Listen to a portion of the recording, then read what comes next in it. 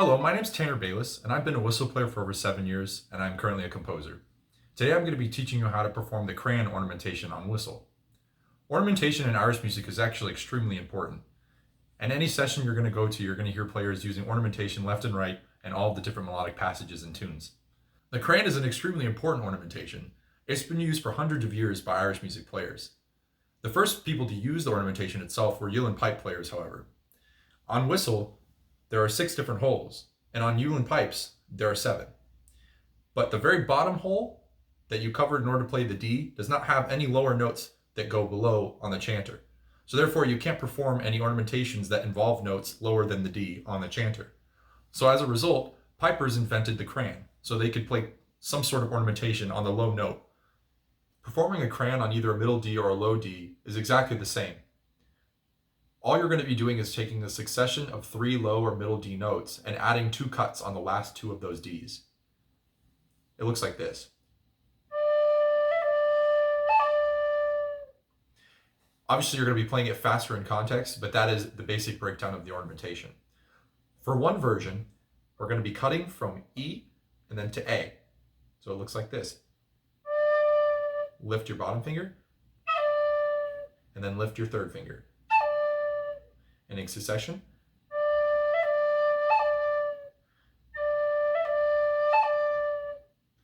And then when it's played faster, it sounds like this. Another version of the crayon, which I prefer, instead of cutting from the E, we cut from the F sharp. All you have to do this is to lift your 4th finger.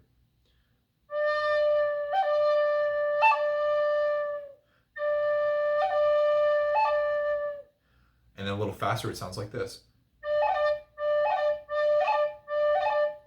To perform these crayons on a middle D, all you have to do is lift your 1st finger as if you're fingering a normal middle D and perform the same crayons. And it sounds exactly the same, just an octave higher. So using the crayon when you're playing your tunes, you want to look for points where the low D or the middle D are kind of sat on. If they were held out for longer than a quarter note, you might want to employ a crayon as if you were going to turn on any other note. Let's take Out on the Ocean, for example. The first phrase goes like this.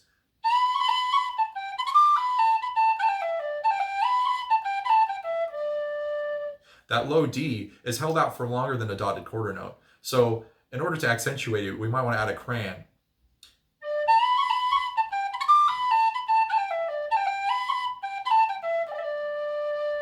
And it kind of brings that turn vibe you get on any other note to that lower note where it's impossible. Let's go on to the next phrase.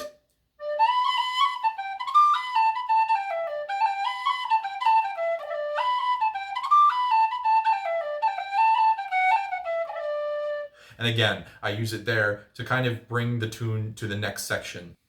The crayon can also be used in fast passages where you're transitioning between a D, either a high or low, to other notes. And it gives a really cool kind of bird-like sound that you hear a lot on uilleann pipes.